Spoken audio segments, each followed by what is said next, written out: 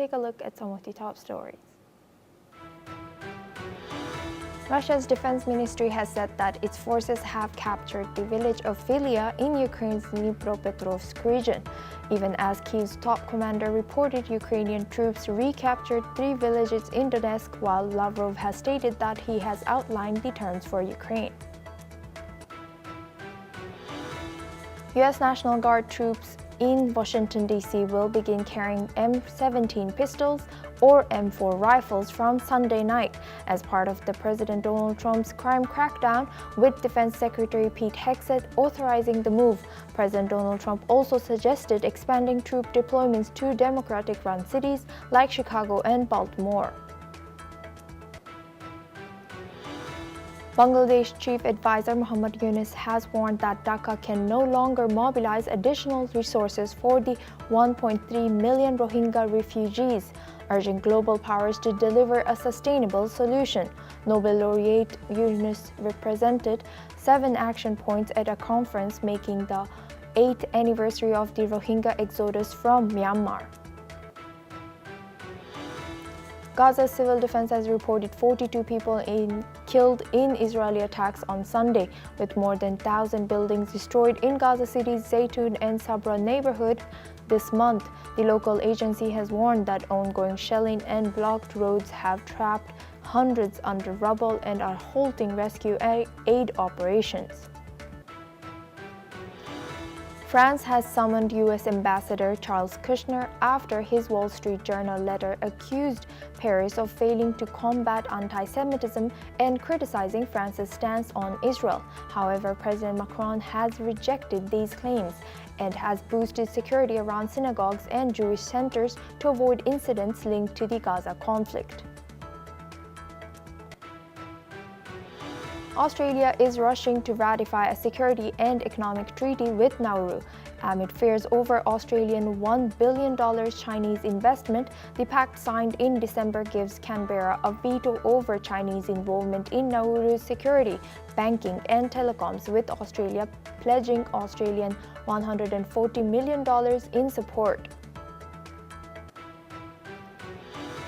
India's Department of Posts announced a suspension of all postal services to the United States from today, while New Zealand Post also halted most deliveries, both citing impacts of new U.S. customs rules and tariffs under President Donald Trump. Similar moves were taken by Germany, France, Belgium, Austria, and Denmark. Indonesia and the United States have launched joint military drills with allies from 11 countries today, set to last more than a week, highlighting growing defense cooperation in the region. The exercises aim to strengthen strategic partnerships amid rising geopolitical tensions. We have a breaking news. Iran will hold key nuclear talks with European powers this Tuesday in Geneva. The discussion aimed to revive stalled negotiations over Tehran's nuclear program, focusing on uranium enrichment limits and the potential easing of international sanctions amid rising regional tensions.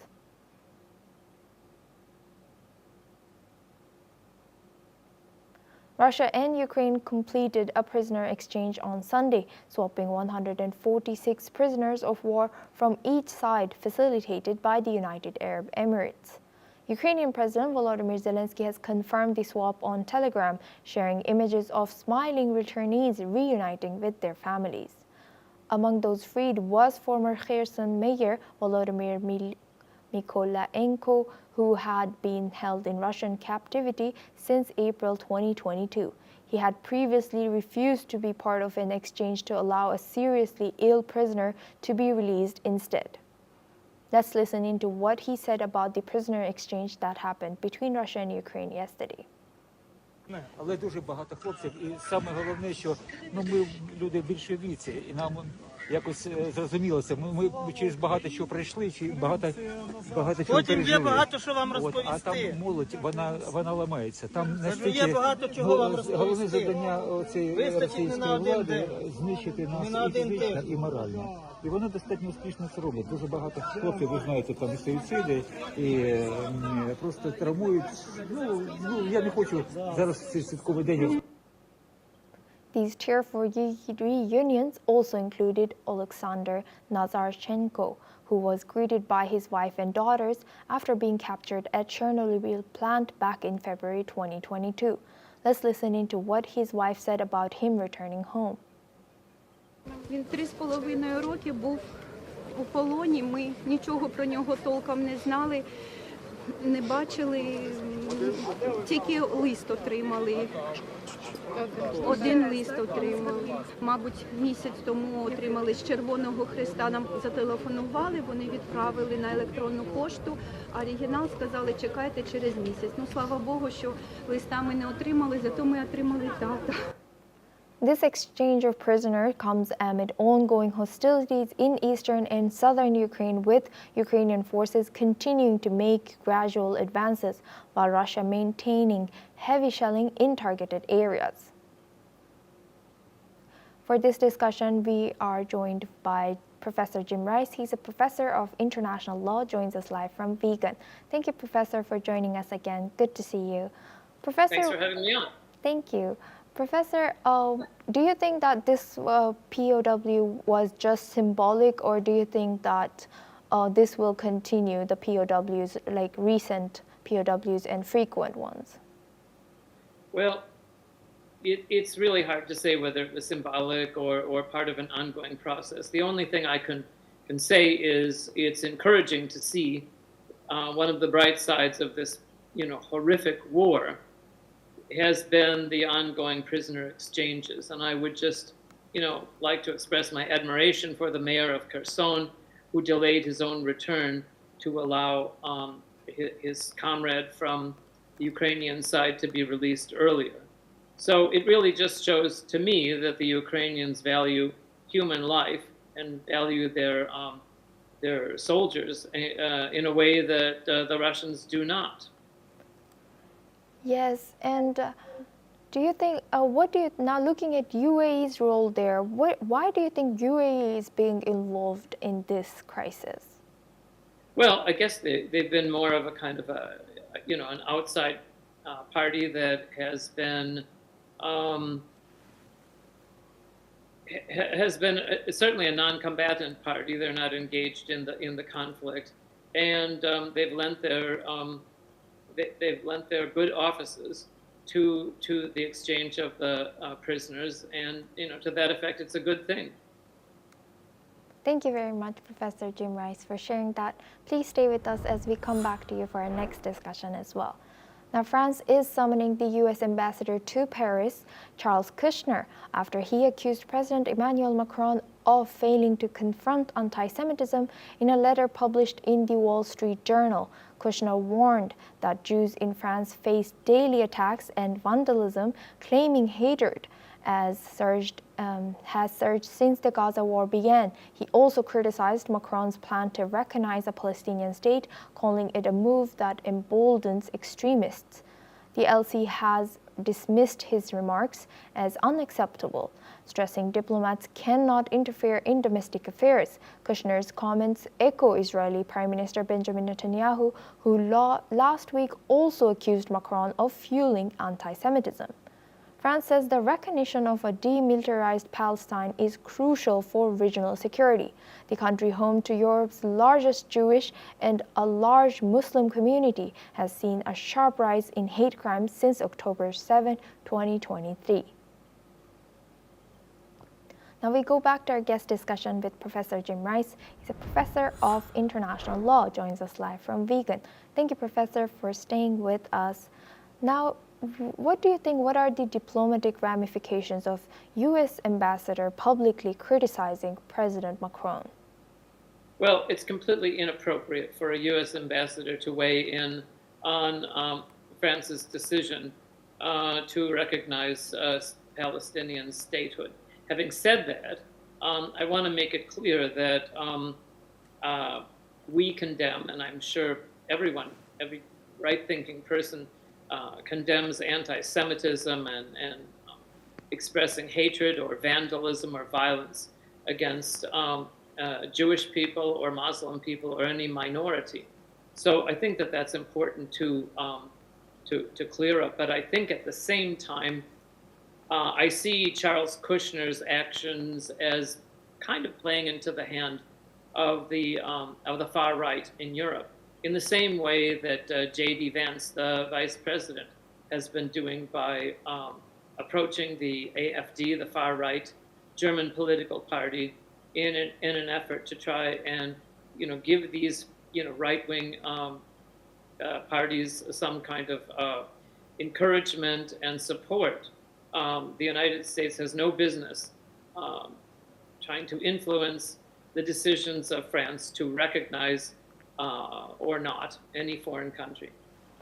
Yes, and now, how do you think, how is France navigating the internal pressures of rising anti-Semitism and Islamophobia while pushing for Palestinian statehood? Well, these are two separate issues. Obviously, France is an ancient democracy that operates under its constitution and the rule of law. They have, for centuries, given refuge and support to minorities, and I think that they'll continue to do so. Obviously, there are some bad actors and some individuals who seek to commit crimes and to advance hatred against the Jewish people or other ethnic groups, and that's wrong. But the issue of France extending recognition of the Palestinian nation is a completely separate issue, and it's up to the government of France to do so.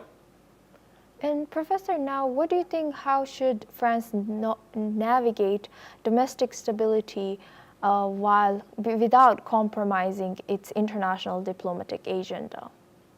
Well, I think that France is a robust enough democracy to be able to handle domestic stability. At the same time, I think that President Macron and a number of people, be they Muslims or any other religion, has been shocked and dismayed at the ongoing genocide in Gaza. And I think that their decision to finally recognize Palestine as a sovereign state is long overdue. Yes, thank you very much, Professor Jim Rice, for joining us and sharing your insight from vegan.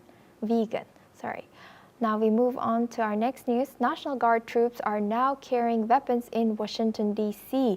This marks a major shift under President Donald Trump's anti-crime agenda. 2 armed guards were seen patrolling the wharf. Defense Secretary Pete Hegseth authorized the change last week. Over 1,900 troops from 6 GOP-led states have been deployed. Trump has also threatened to send guard forces into other Democratic strongholds. His administration recently took control of DC's police force. Arrests of immigrants have surged, though overall crime has dropped slightly.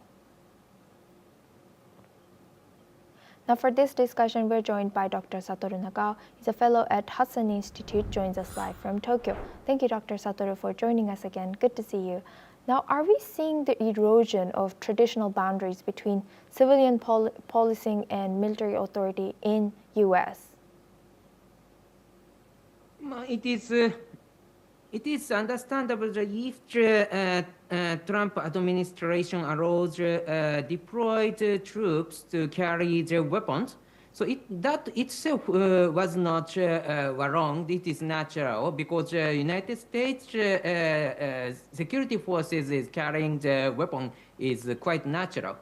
But at the same time, yes, you are right, boundary between the military and the police is a little bit controversial. There are 2 purposes of this deployment, I believe, is. Firstly, of course, many people believe this is Republican versus Democrat, is a background. But at the same time, how to recover the law and order is also the matter of concern in the United States for a long time. And connected with the immigration issue, that issue itself is appeal point of the Trump administration. So this is related with the building the wall or how to secure the border or how to secure the illegal immigration in case of the Democrat lead state, they allow illegal immigrant to stay, so that affects law and order. But this logic is connected with the deployment of the troops in the state led by the Democrats. So that's why the view from the supporter of the Trump administration, Republican side, recovering the law and order demands security forces, and the president can use only the National Guard. That is the only choice, so this is understandable, something like that. View from the Democrats, they do not need such kind of things. They maintain law and order themselves, but they believe. So that is happening. But recovering law and order in the United States itself is very important. It matter. Only the things we forgot is can National Guard support the police? Because National Guard originally deal with many issues at the same time, but they are not the police. So skill, capability, not direct link with police forces. So that's why if the deployment of National Guard improves the law and order, of course, people see the Trump administration's policy as a success policy, but skill and capability is matter, I believe. Thank you. Thank you, Dr. Sato, for sharing that insight from both sides, both point of view from both parties. Now, I would like to go back to Professor Jim Rice and ask him the same question. What is your take? Are we seeing the erosion of traditional boundaries between civilian policing and military authority? Would you like to add something to what Dr. Sato has shared? Yeah, very, very briefly. This clearly breaks norms in the United States that have existed, for well over a century. It's contrary. It violates the Posse Comitatus Act of 1878. It is illegal, and it is a very, very dangerous erosion of the 10th Amendment of the United States, which gives the communities, the cities, control over law enforcement. This is completely inappropriate, and with all due respect to your other guests, this has nothing to do with Democrats or Republicans. This is really having to do with the Constitution and the norms of the United States. Thank you very much, Professor, for sharing that insight. And now we move. Thank you also, Dr. Sato, for joining us and sharing that insight. Thank you to both our guests. Now we move on to our next news. In recent remarks, South Korea's Lee has expressed confidence that a reasonable trade deal with the U.S. will eventually be reached. Lee has also noted plans to discuss critical issues with President Trump, including security and defense costs, as well as ongoing tariff negotiations. The South Korean leader has emphasized that while the strategic flexibility of U.S. military forces in South Korea has been a source of tension, a modernized strategy is essential for future security concerns. As the two nations continue talks, the focus will be on balancing trade defense commitments and regional stability. Now for this discussion, we're joined by Dr. Sanjay Kumar. He's a journalist at the Korea Herald, joins us live from Seoul.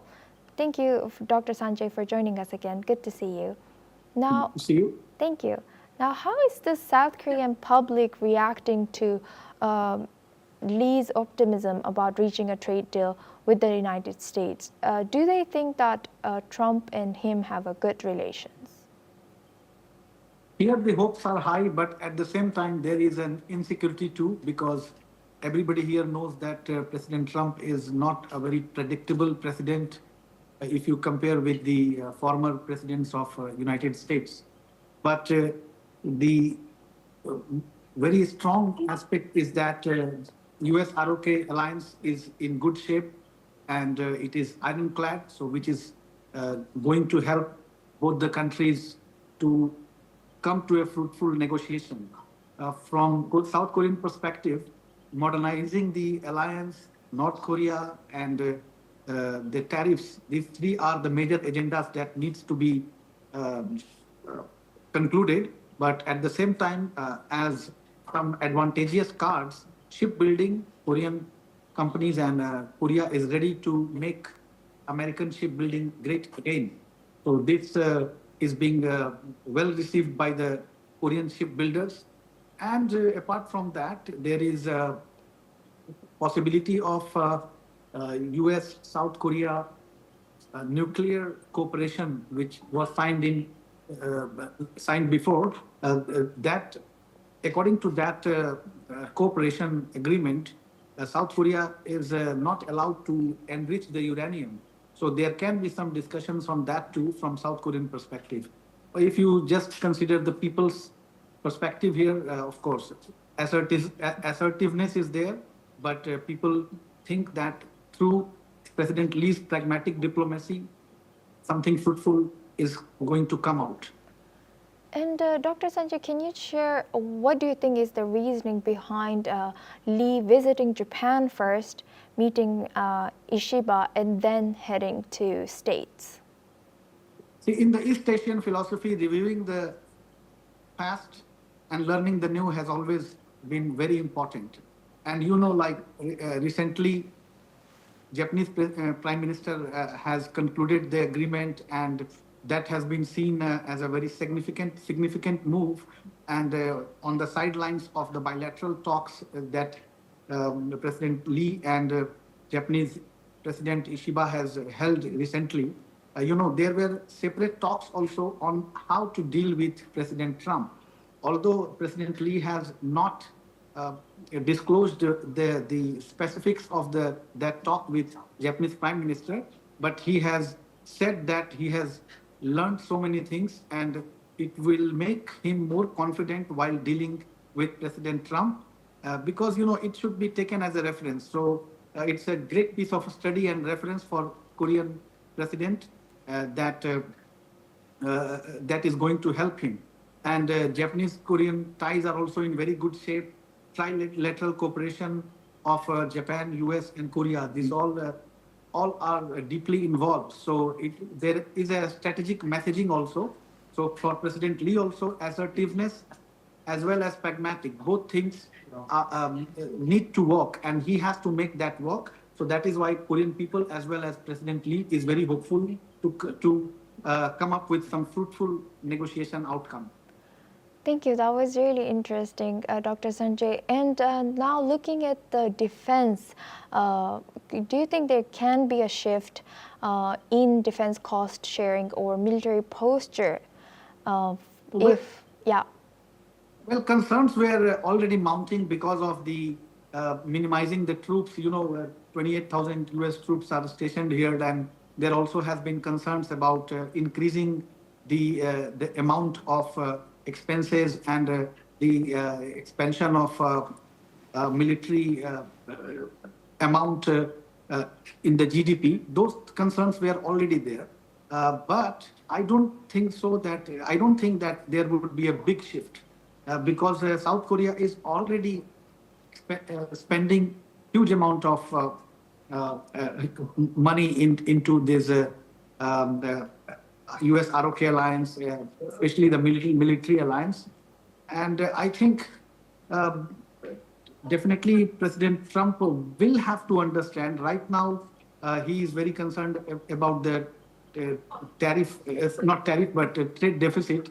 And because of that, he's seeing every aspect through that trade deficit angle. But when the two leaders will talk in depth, definitely they are going to come up with some sort of solution. But Taiwan also remains a great concern. But President Lee has already mentioned that South Korea is ready to support with the alliance and with the military and all things. But there would be a kind of red line, like there are some great concerns from South Korean perspective also that make them very vulnerable, because you know, directly South Korea cannot get engaged with Taiwan because that will bring China into this, and there are so many interdependencies between Korea and China. So these aspects are there, which looks very unrealistic also from the South Korean people's sentiment.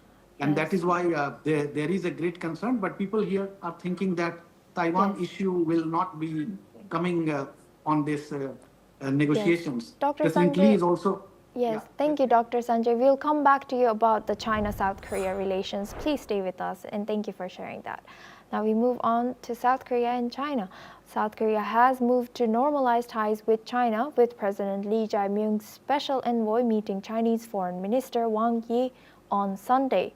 The delegation, led by former Parliament Speaker Park Byung-sug, discussed boosting economic cooperation and handed Wang a letter from President Lee inviting President Xi Jinping to the upcoming Asia-Pacific Economic Cooperation Summit in October. Additionally, Park stressed that Seoul aims to develop a strategic cooperation partnership with China while maintaining its alliance with the United States. Wang Yi has welcomed the visit, highlighting the need for good neighborhood and stable ties. Now we go back to our guest discussion with Dr. Sanjay Kumar. He's a journalist at the Korea Herald, joins us live from Seoul. Thank you, Dr. Sanjay, for staying with us. Now, how do you think how should South Korea balance its growing economic ties with China while maintaining its security alliance with the United States? Suma, you have to understand the traditional South Korean politics and the policy on China, especially under the liberal forces which Lee Jae-myung is representing. It has always been Anmi Kyungjung, like America for security and China for economy. So this is not a new thing, but yes, President Lee promised the people that he is going to lead with pragmatic diplomacy. And this pragmatic diplomacy is coming out right now also. And this is also one of the aspects that we are seeing right now.